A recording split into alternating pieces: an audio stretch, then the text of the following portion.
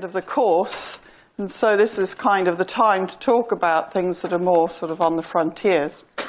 So today I'm going to talk about gravitational instantons, or in other words, tunneling processes which include gravity.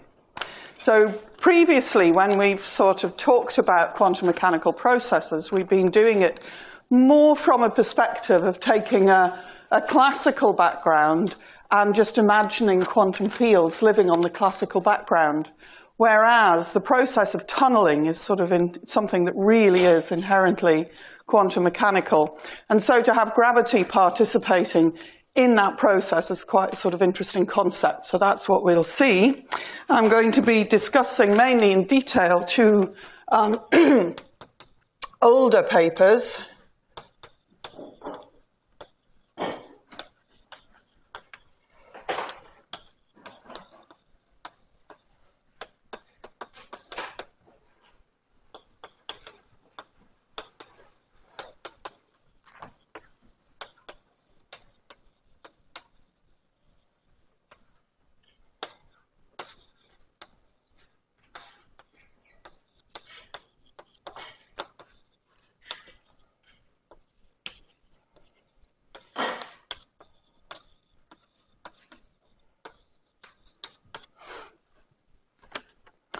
So these are really quite vintage papers now, probably before at least many of you were born, but they're actually very nice papers and quite readable.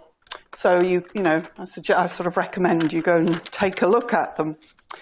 And what people were thinking about in the late 70s, we've already seen some of the things, the domain wall, for example. People were really starting to think about implications of field theory on the grand scale. So once you get to the grand scale, you have to start thinking about gravity. Although this very first paper did not actually include gravitational effects, it was simply discussing tunneling in quantum field theory. So let's sort of begin by just reminding ourselves what tunneling is. So we'll start with the sort of first time you typically meet tunneling, which is in the context of the Schrödinger equation.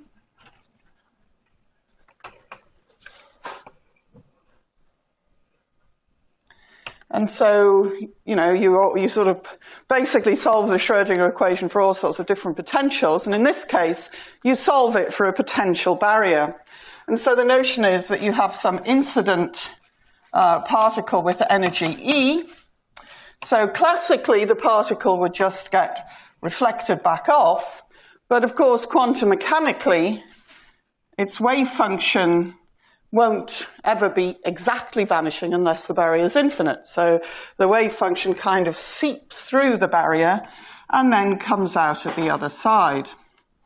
So we have some probability of finding particles that have been transmitted on the other side. So this probability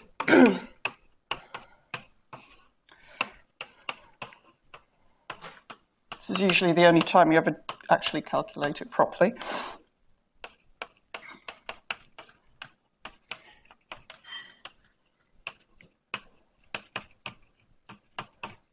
So here, I've got to tell you what everything is. Our barrier is going to have width d.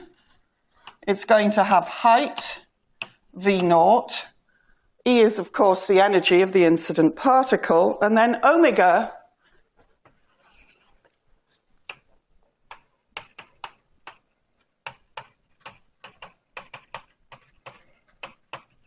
is really the complex frequency here, or the imaginary frequency under the barrier. So omega d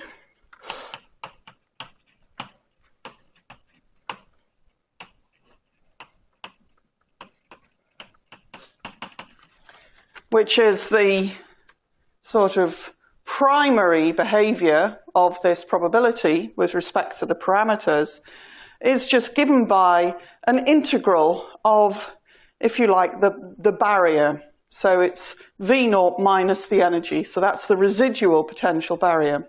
So it's like the area under the barrier, factored with a factor of the mass. So that's basically, you don't actually do that integral. You usually just literally solve the Schrödinger equation and match the wave functions at the boundaries. But the reason I'm doing this is what I want to do now is to give an alternative way that you could have computed that probability. So let's just now consider a classical particle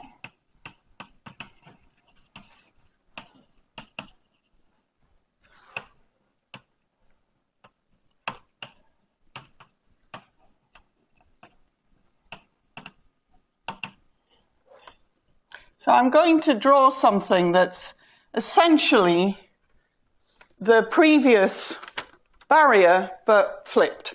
Now we'll see why once I've finished the story. But here, if I just kind of imagine that this depth is just delta V, and I'm going to start my particle. I've kind of softened, the square edges just so that it looks more sensible, doesn't look quite so crazy. But I'm starting my particle just here at rest. It's going to fall down, kind of go up, and then come back again to where it started. So classically, this is a classical problem now, the kinetic energy is really going to be given by this delta V. So if I think about the integral of root 2 delta V dx, which is kind of thinking about this omega d but with no h bars,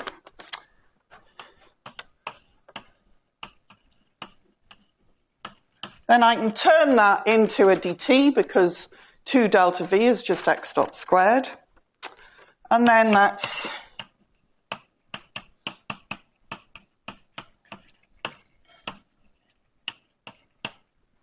a sort of looks like an energy integral, okay? So what does this classical picture have to do with that quantum picture? Well, let's think about we'll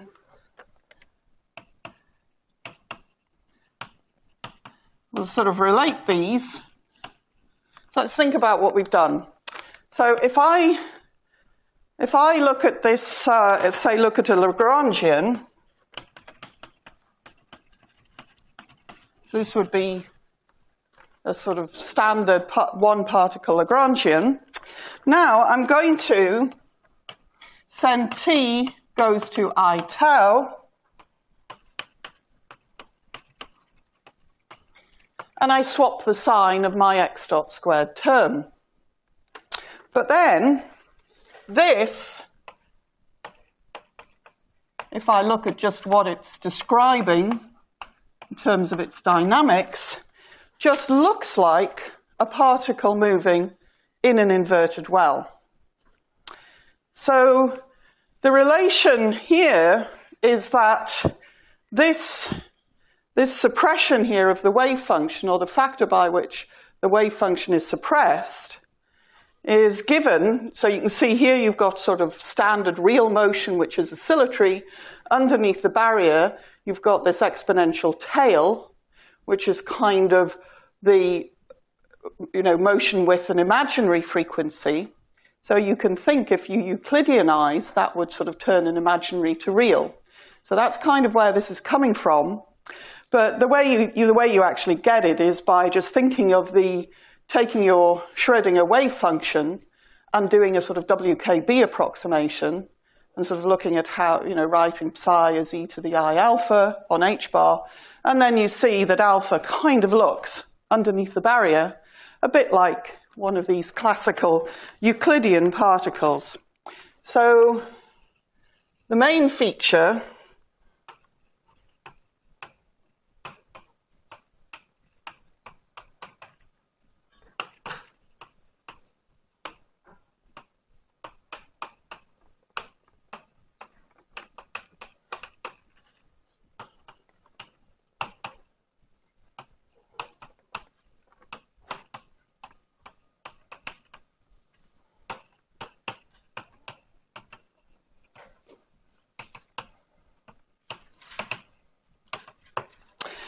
Main features captured by this classical Euclidean, and it's motion in inverted commas because, of course, it's not really motion if it's in Euclidean time. But it's kind of a trick. It's a trick which mirrors a process that you would use to try and compute the wave function, but it's something which has a very intuitive sort of interpretation. And it's very good, provided the barrier is significant, so that the main contribution from that science in there is the exponential tail. Provided the barrier is sort of, reasonably significant, this is a very good approximation to what's actually going on. So then your tunneling amplitude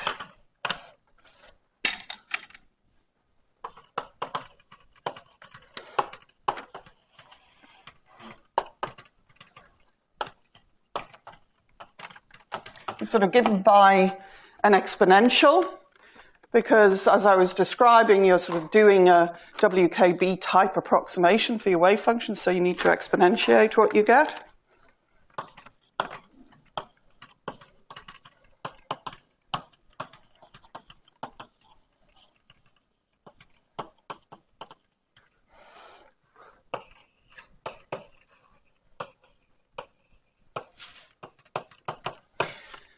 So you take the action, so you can see the action of that classical particle, which kind of what I wrote on the right-hand side, is indeed this root 2 delta V dx. So that's kind of what we need to get the probability. And so we take the action of our classical solution, and this is called a bounce. And so the bounce is simply the trajectory from the metastable point to the sort of where it emerges and back. So the picture, if you had a more general potential where you couldn't do this nice matching that you do with the nice square barrier, so something like alpha decay, you might imagine you're in a local minimum, so that's what we mean by metastable. It's locally stable to small perturbations, but it's not completely stable because you could always imagine kicking it over the barrier. So that's what we mean by metastable. So this is the problem we're sort of asking. So what we do is we invert the potential, like so. And then from the Euclidean perspective, we've started off here, and we're looking for a solution which kind of rolls down. Now it's going to roll back up to a sort of similar point, and then it comes back again. That's the Euclidean solution. That's why it's the bounce, going there and back again. And then this, on the other hand, you sort of imagine it's kind of, it goes across here, and then suddenly it emerges at the other side, and then it can evolve classically. So that's the picture. So there's no real classical, fully, there's no sort of even pseudo-classical description of the process before the particle appears on the other side of the potential well, but we usually kind of imagine that we patch together, we have our sort of Euclidean solution, tau goes to minus infinity as the solution that's going from here to here. We cut at tau equals 0, and then we go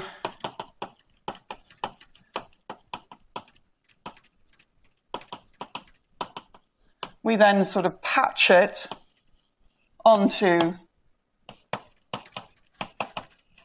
the classical solution. Mm-hmm. So could you just repeat the Euclidean motion on the cloud? So the Euclidean motion, it's a particle starting off, the gradient 0 there, right? So that's why you kind of go back to t equals minus infinity. But you sort of imagine that your actual solution is going to be something where the particle rolls down, it rolls up till it stops, and then it rolls back again. It's sort of, strictly speaking, if you've got everything minutely balanced as one can with classical motion, goes straight back. So, but if you look at the real the particle is in the metastable state, right? Initially, which is that, yeah. Oh, but on the left-hand side, you drew it oh yeah, it's flipped. Yeah, it's flipped. So this is, if you like, T, and this is tau, Euclidean. So, yeah, so, I mean, at t equals 0 over here, it emerges with 0 velocity. Well, again, you know, it's only a picture. So let's now, that's particles, okay? But we want to deal with field theory, so let's actually look at what Coleman did.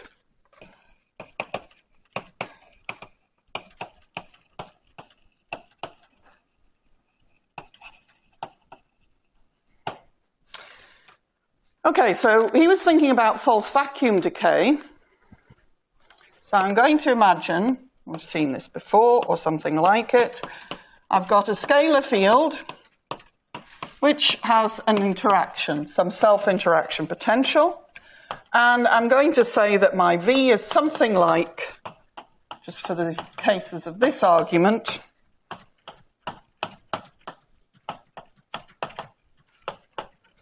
so it's very similar to the domain wall that we saw.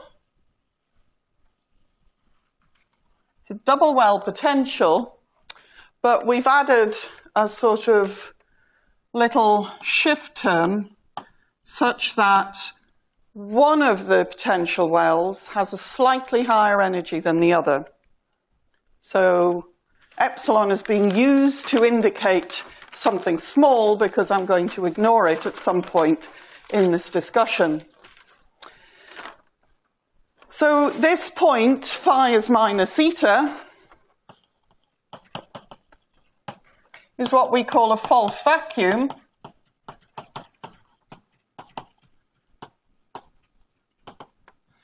And the reason is dependent on, of course, the energy barrier.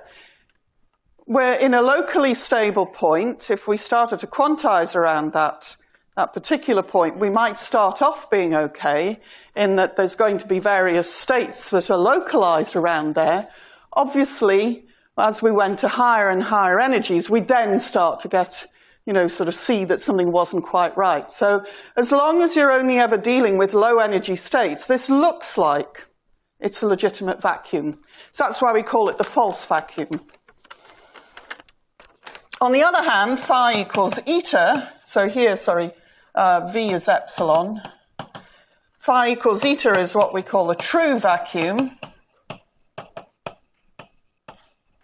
because it's actually the global minimum of the energy.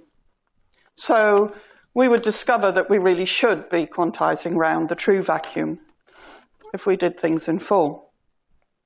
So this false vacuum state is metastable. If we start off by putting a particle localized there, it'll stay there, at least for a decent amount of time, because of the huge potential barrier. So I'm just going to abbreviate false vacuum by FV.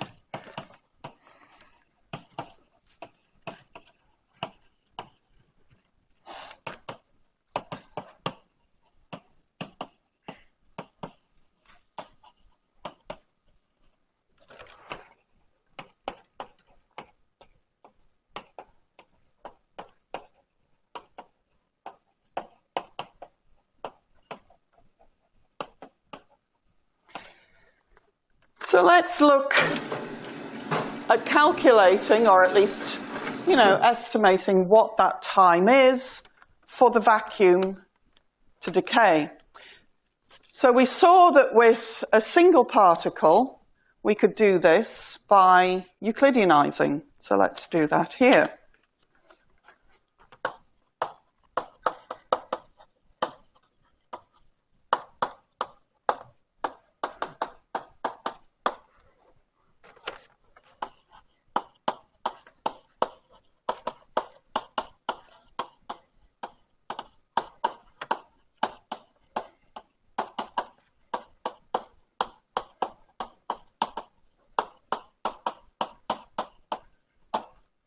So this would be my Euclidean equation of motion. So if I sketch my configuration, The box is just sort of, it's not real, okay? So I've got false vacuum here. This is kind of my tau direction. These are my spatial directions, x. And I'm going to sort of think now, what would a bounce solution be in this particular circumstance?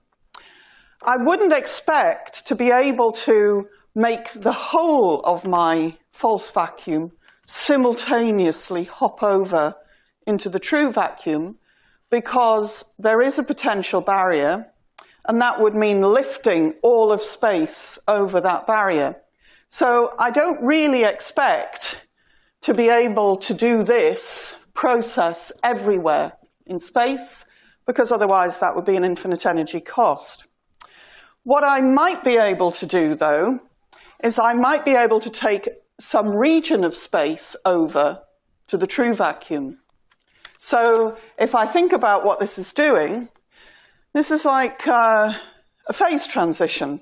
We're going from one phase to another phase. We're changing the expectation value of our scalar field. So what happens in a phase transition? Well, the ones that we're actually most familiar with are first-order phase transitions, like boiling water. And so what happens when you boil water? You get bubbles of steam. So, motivated by that, you might expect a bubble of true vacuum to form. So that's sort of the or this is a very, at the moment, just a heuristic kind of argument. So let's think, does that make sense as a bounce?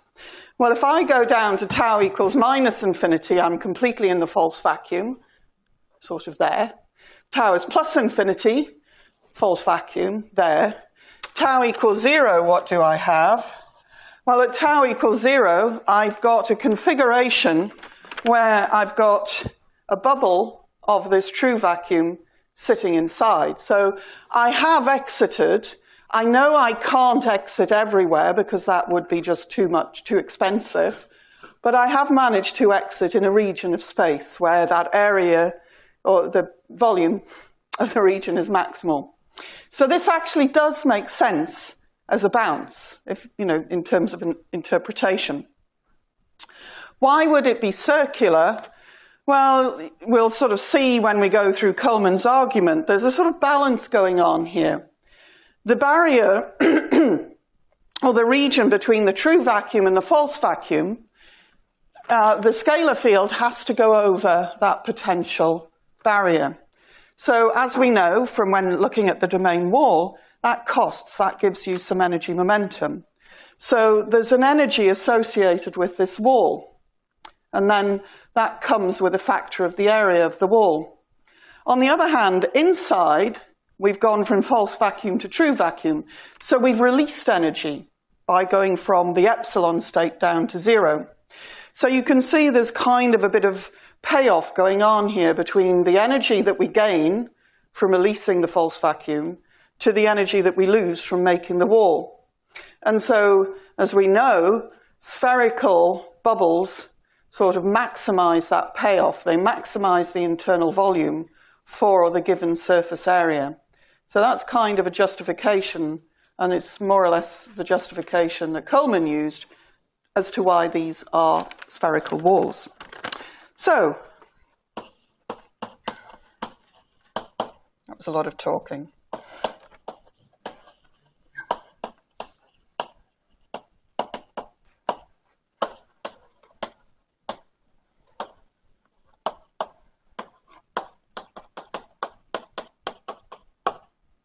So we expect things to depend on this rho, which is the Euclidean radial distance, which is tau squared plus x squared. So the equation of motion for phi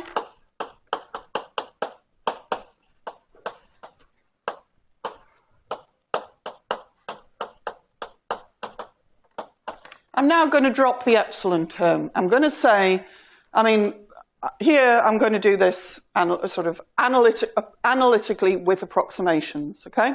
So at this point, I've said this is a small number. My profile is going to be dominated by this part of the potential, so I'm going to drop epsilon. So that's my first approximation. So my second approximation is going to be that if the vacuum energy difference, epsilon, is that small, I'm going to have to make quite a large volume transition in order to buy what, the wall, the membrane that it needs to separate it from the false vacuum. So second approximation, if I call the radius of this bubble rho naught,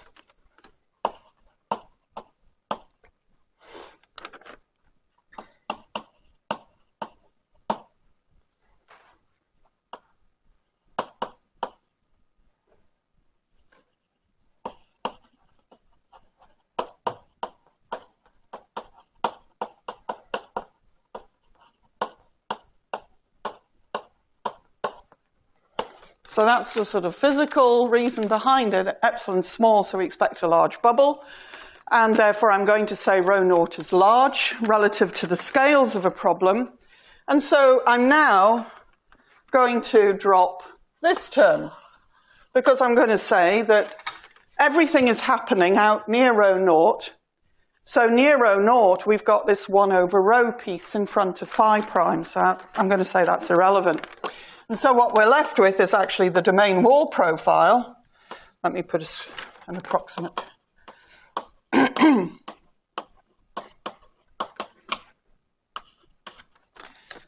Which we derived whenever it was. So obviously I'm going to have to just quickly check that this is self-consistent, but this is at least a good starting point. So this is the sort of thin wall approximation.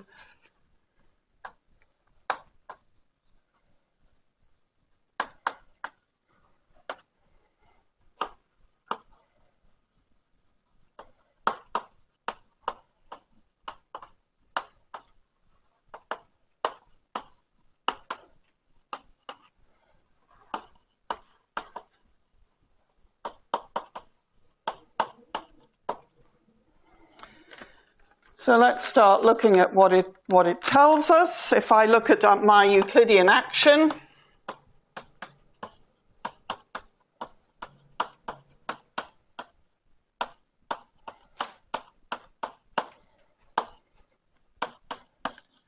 I've got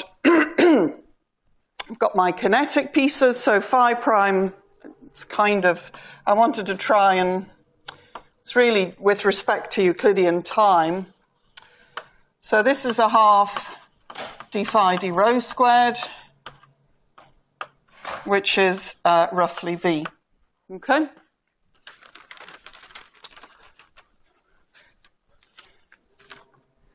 So we're seeing this 2v cropping up again.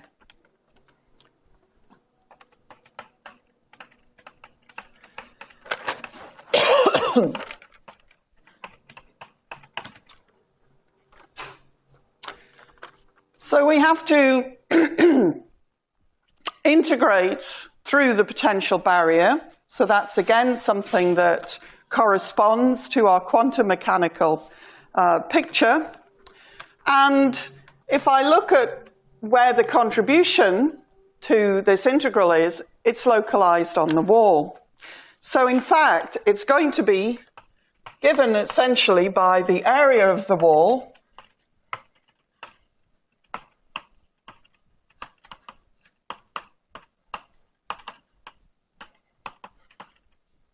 times the tension of the wall.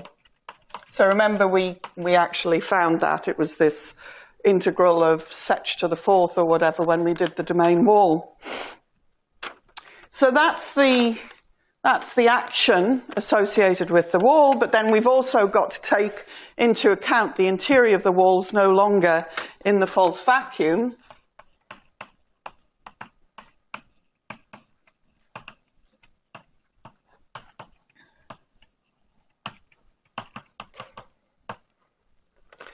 So we've got an energy now of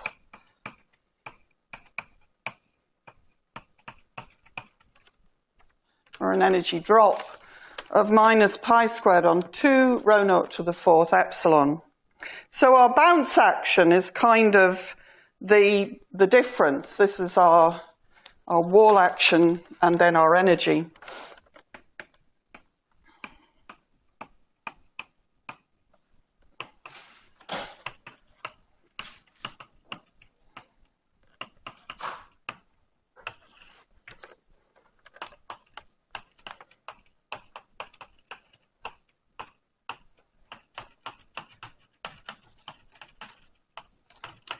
So these are the competing factors. So if you remember, there was this sort of discussion about playoffs between the cost of forming the wall and the energy that you get back from releasing the false vacuum inside the wall. So here you see that payoff. Now, any solution should be a stationary point.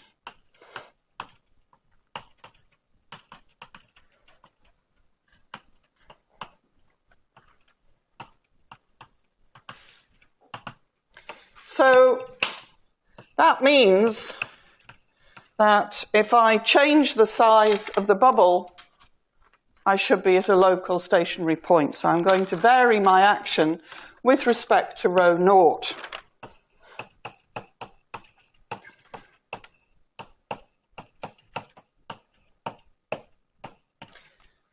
And then I'm going to set that to 0.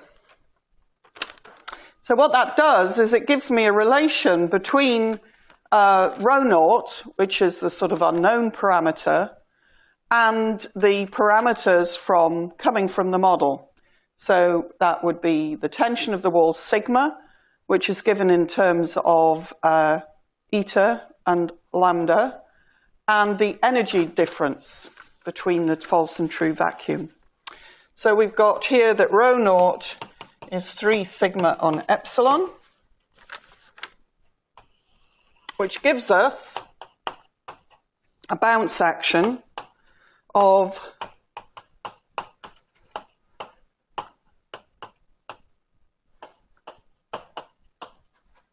essentially proportional to sigma to the 4th on epsilon cubed. So we simply put that value of rho naught into B, and you can see the sigma to the 4th and 1 over epsilon cubed behavior coming in.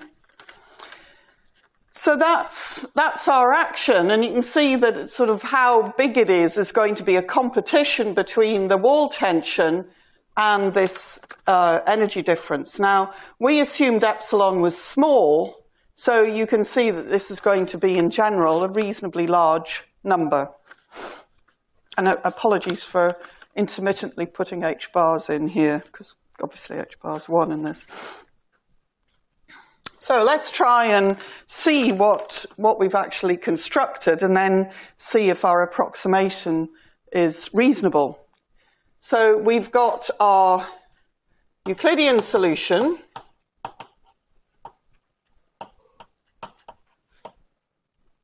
which is what is called the instanton.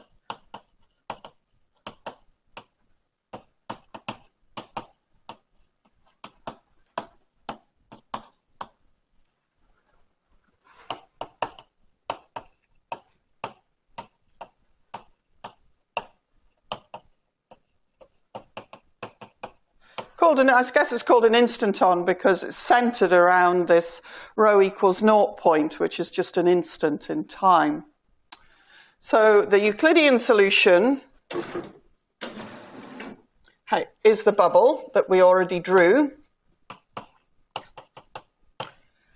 How does that translate to a real solution? When I drew the particle tunneling through, I kind of drew it suddenly emerging at the other side. What's the equivalent of that from a Lorentzian?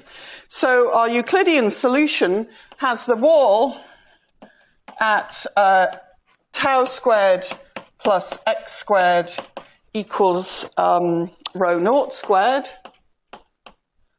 So if I Lorentzianize that, I would expect that to go to minus t squared plus x squared equals rho naught squared. So that looks like something that we've already seen. it looks like a hyperboloid.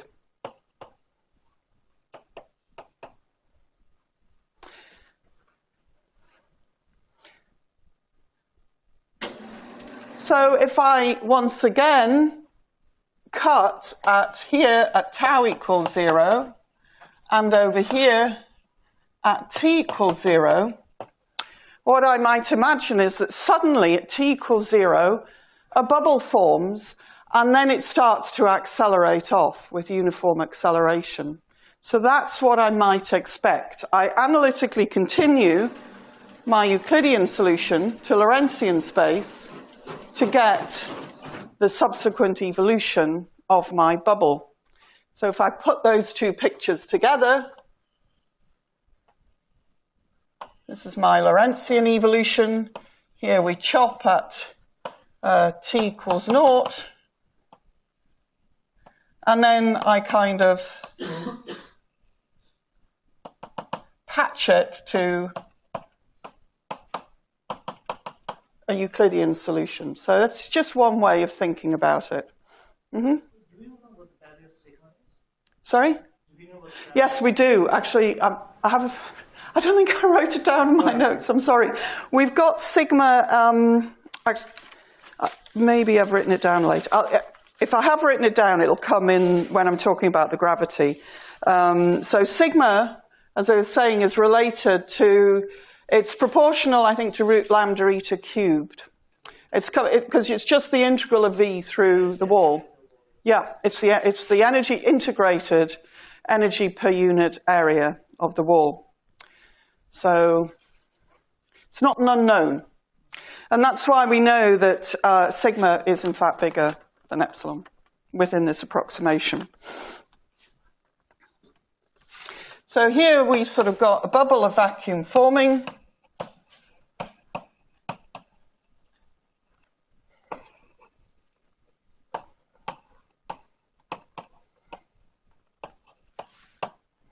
So just notice that our rho naught, which was 3 sigma on epsilon, since we took epsilon to be small, it does actually agree with our approximation of saying that rho naught was big.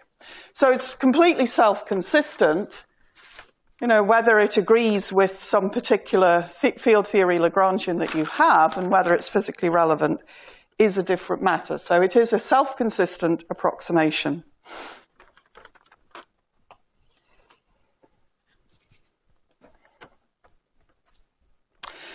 So I just want to compare this to the domain wall. So what we looked at was a domain wall self-gravitating, and that looked like one of these hyperboloids.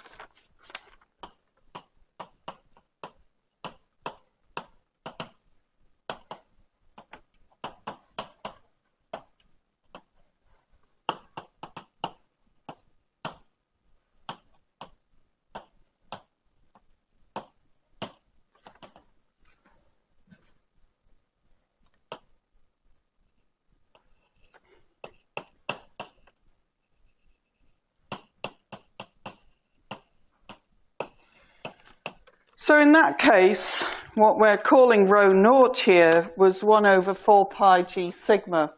So it's, it's sort of slightly different, but let's see how these two things play together. So this is gravitating, and this is not.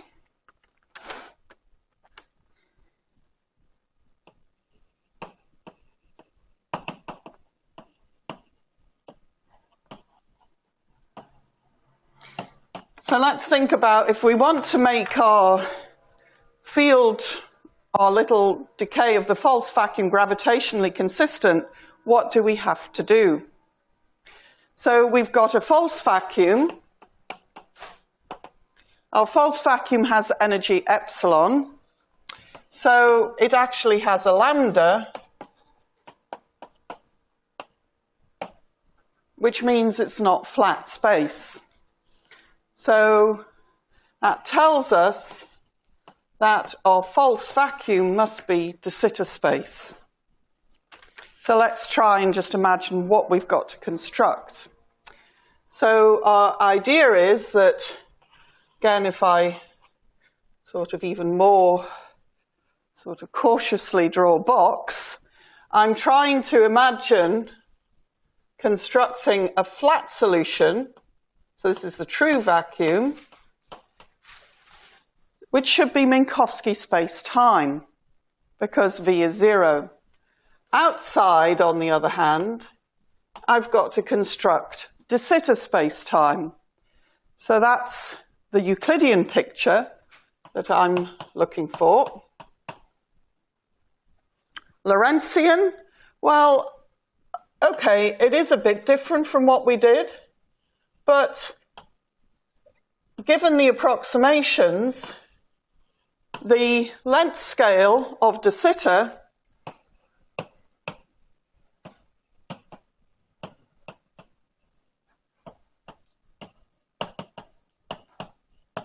remember was given by the inverse cosmological constant. So here my de Sitter length scale L is equal to 3 over 8 pi g epsilon, or the square root of 3 over 8 pi g epsilon. So I've got quite a large length scale for my de Sitter. So it's not flat, but it's not far off flat. So our domain wall previously was vacuum to vacuum with a hyperboloid. So it's not unreasonable that there might be something looking very close to that picture with Minkowski space-time inside and de Sitter space-time outside. So it doesn't look implausible, but I have to go and make sure that I can construct it. So here, we're going to do another application of those Israel conditions. We're going to look for a solution to Einstein's equations with precisely those properties.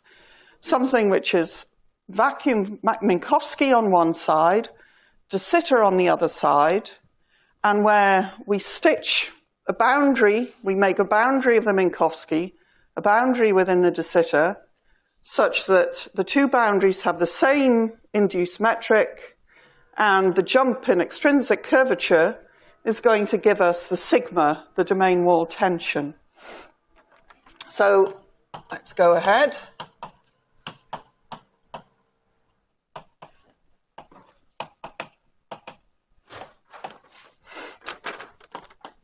So inside, this is where lambda is 0.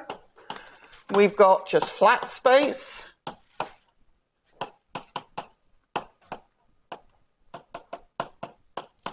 So that's our flat space, same row as before. Mm-hmm. With the what, sorry? So we did the Israel conditions yesterday, did we? Yeah. So you just have to look back. Yeah. So if our wall is at rho naught, I mean, I'm not doing them yet. I'm just saying this is, we're going to apply this method.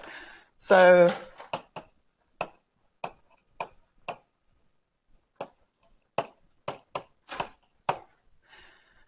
the wall is at rho naught, and it has an outward normal of d by d rho. So the outward normal is just radially pointing. So my k alpha beta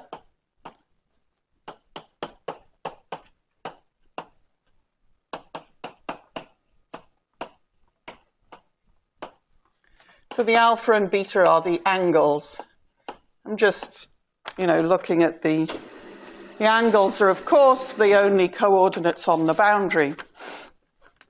So that's what we've got inside, outside.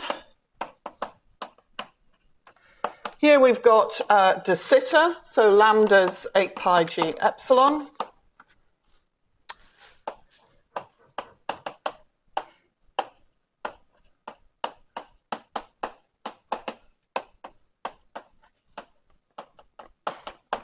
So I'm writing now, de Sitter, Euclidean de Sitter looks like a force sphere. And so I'm simply saying that I've got a unit force sphere metric scaled by this L, where L's related to epsilon. So here, my wall is now at chi naught, and my normal, which is going to be 1 over L d by d chi, is again now, it's a sort of inward normal because it's pointing into my bulk space. So I'm using the Israel conditions, so here I've got my normal being continuous across the boundary. It's always pointing radially outwards. So my K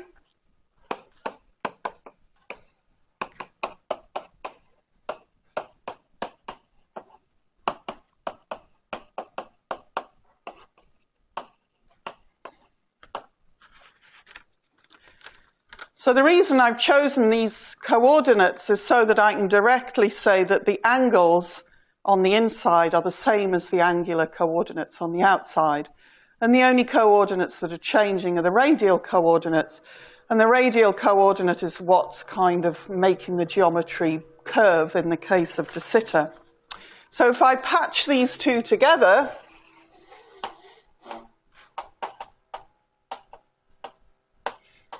means I have to identify rho naught with some value of chi naught.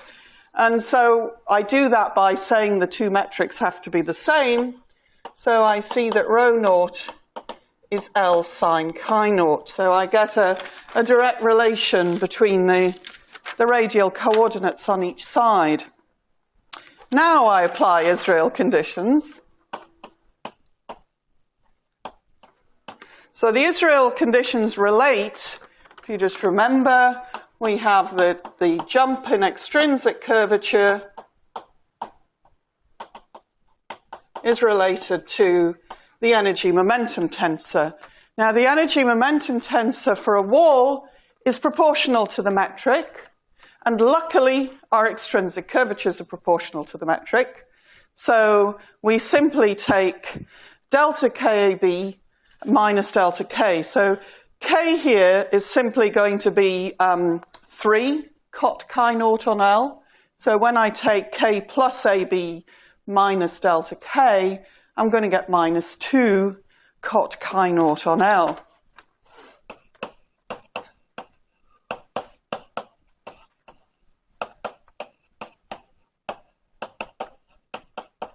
And so this is what my Israel condition gives me.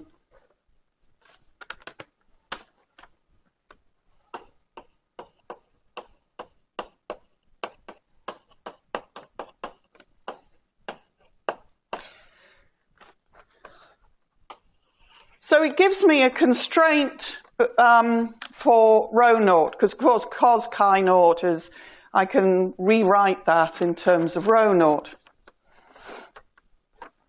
But I'm not going to do that yet because it's actually quite useful to keep the chi's in here for calculating the Euclidean action. So the Euclidean action here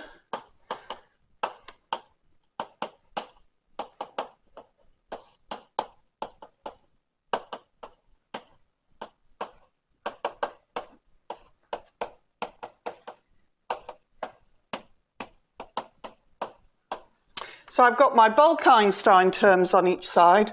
I've got something telling me about the energy of the wall.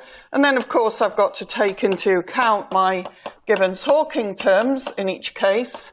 And I just have to flip the sign of the K minus term because I've changed the sign of the normal. I've made it outward pointing, not, not inward. So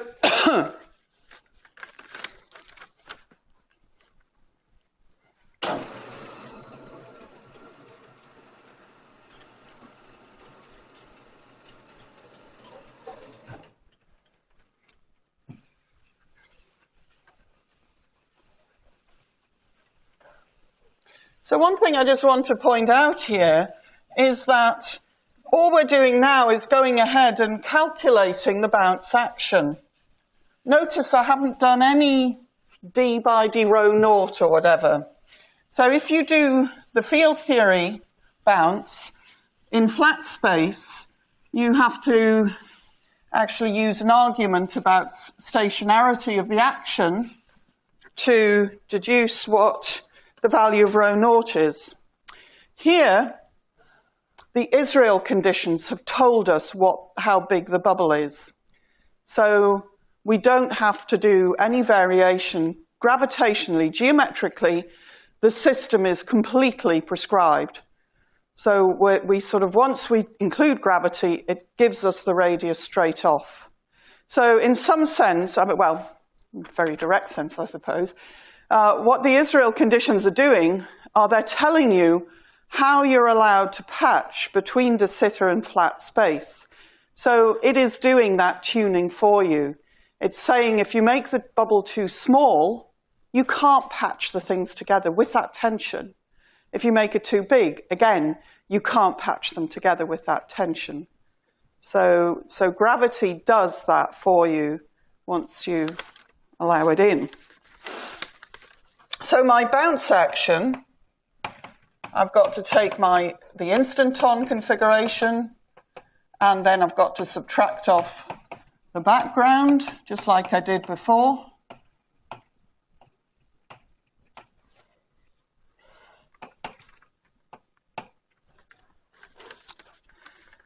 So without the wall, the background configuration is just de Sitter space everywhere.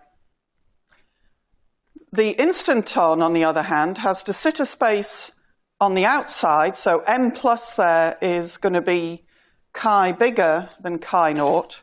So that obviously cancels off with the background subtraction.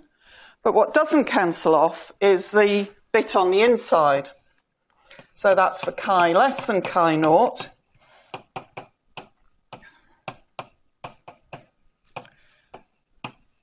And then the other pieces that I get from the instanton but not from the background are, of course, the boundary terms. So that's delta K on 8 pi g.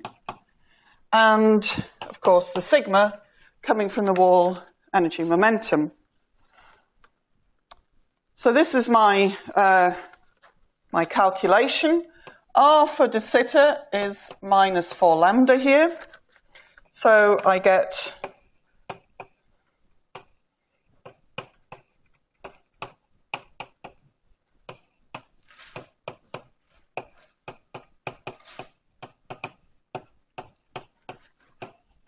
my volume integral there. Well, my volume factor is L to the 4th sine cubed, and I've got a 2 pi squared coming from the area of the 3 spheres.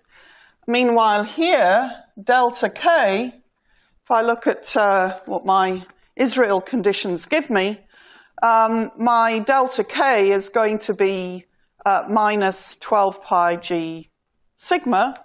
So I get sort of minus 3/2 sigma coming from this piece. So I've got minus sigma over 2, and then the area of the wall. So it is looking quite similar to the flat space result, but there's just sort of a few little sneaky differences. So I'll do the integral.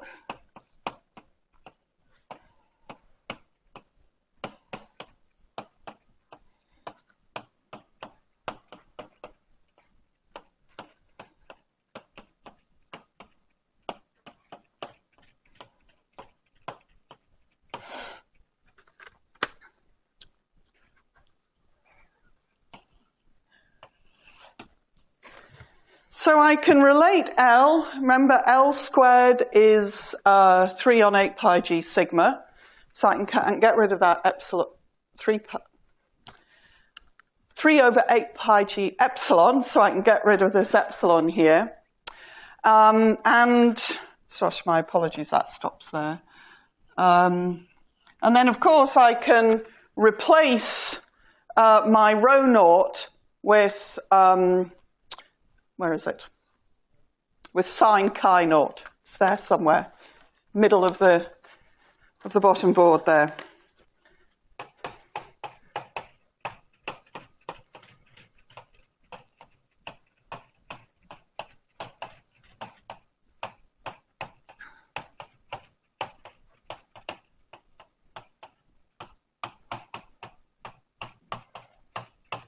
And so this all boils down to pi L squared on 4G, 1 minus cos chi naught all squared.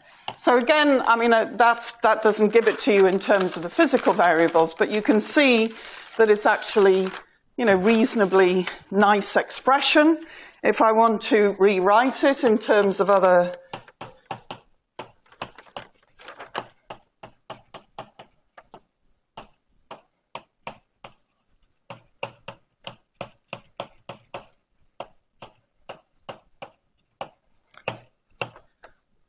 so I've chosen to write it here in terms of the length scale of de Sitter. But you could ask, well, what happens as g goes to 0? Well, as g goes to 0, if you, obviously the term in this term in square brackets goes to 0, so you just end up with 1 there. It looks like the action goes to 0, but here's your sigma to the 4th, that you've got with Coleman De Luccia, sorry, with just Coleman. And then you've got an L to the 6th g cubed. But of course, L squared has a 1 over g in it. So L to the 6th g cubed is just 1 over epsilon cubed with some factors. So indeed, this is Coleman's result, but with gravity put in. So what does it look like if I start sketching things? Well, de Sitter space is a sphere, so here we've got our Euclidean picture, and Minkowski space is flat. So I've cut my sphere off at some given radius, chi naught. So here this would be chi naught. And I've replaced it with flat space. So I take a sphere and just chop it. So this is Minkowski space-time. So this is the Coleman De Luccia instanton, or a picture of it. So what if I go to ask what my, or a counterpart of my Lorentzian picture is? Well, I should have a hyperboloid, and so here we've got Minkowski space-time, this is de Sitter. So I'm embedding my de Sitter space in a 5-dimensional space. You did this in a tutorial. And then once again, I chop my hyperboloid and replace it with just a little piece of flat space. So that's my Lorentzian picture.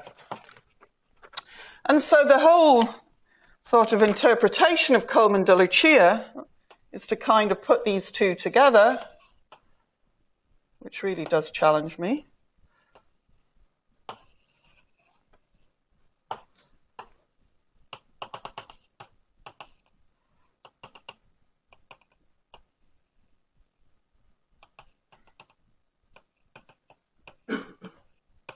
Hope you can sort of see what I mean by that. So that is a picture that at t equals 0, a bubble nucleates inside de Sitter space and expands, and you could imagine sort of patching that on to the Euclidean picture, you know, for sort of t less than 0. It's only a sketch. It's a cartoon of what's going on. So just to wrap up, I'm just going to sort of tell you about some work that I've been doing recently, which takes this picture and adds black holes and gives a somewhat different result. So initially, Ian Moss and Ben Withers and I took this Coleman De Luccia picture and added black holes. So we've seen how to do a black hole. A black hole is going to not spoil the symmetry of the bubble because we can put a black hole at the center. So why do this? Well, typically, if you think about first-order phase transitions, they're rarely occurring in a perfect medium with perfect symmetry. Usually, bubbles actually condense and pop out centered on impurities. So you know if you've got if you have a pan or you pop some mug in the microwave, heat your water up, pop a tea bag in, suddenly the whole thing fizzes. And it's basically by adding something to the fluid, you've kind of catalyzed the phase transition. So this is where this is coming from. And so if you add a black hole to the process, all you're doing is you're saying that you're taking Schwarzschild de Sitter, or Euclidean Schwarzschild de Sitter, on one side, and then patching it with either Schwarzschild or just a pure vacuum space-time. And so what we've done, we've already got all the tools to actually answer this question. So you can see that it's going to look similar to what I've written down, but obviously the details of the bubble are going to be just slightly different. So what we found was the black hole did indeed catalyze tunneling. So generically,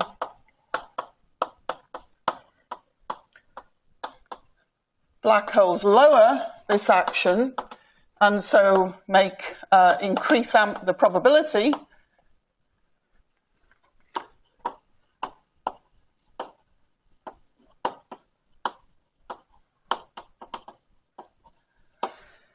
And so our picture, if you like, Schwarzschild de Sitter, if we want to just tunnel to a sort of flat space, this would be our cosmological horizon.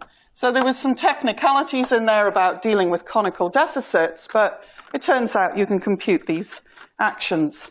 And so potentially B bounce, is much less than the Coleman De Luccia value if sigma is small, and it sort of depends again on masses, etc., etc.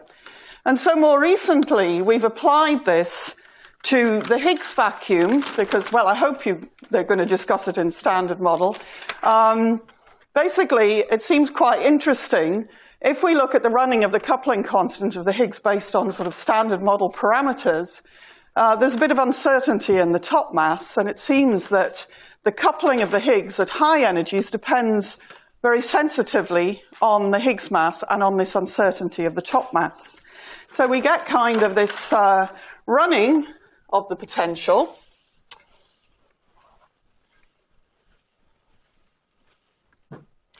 So V, or if we just choose a sort of single component of the Higgs, it looks something like this, where lambda